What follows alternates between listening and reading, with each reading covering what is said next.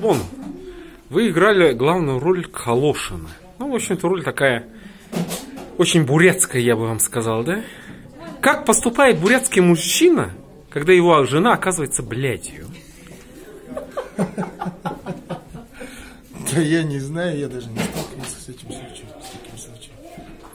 Ну, вот вы бы как поступили? Вот в возрасте, оказавшись в глубокой старости, у вас молодая жена оказывается двоемужество у нее.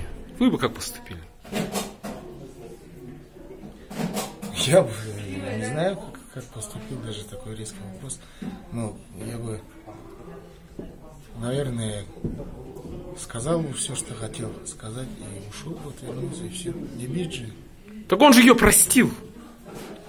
Так он, Калошин-то был как бы... При смерти он же ее простил. Сказал, живите, все, с миром, прощаю тебе. И тут он, оказывается, надо жить с этим дальше. Ну и что?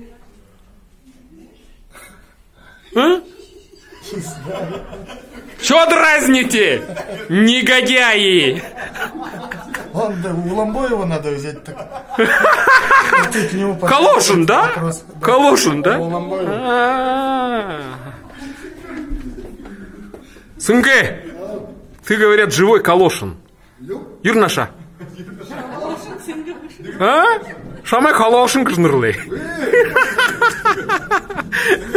Ладно, ладно.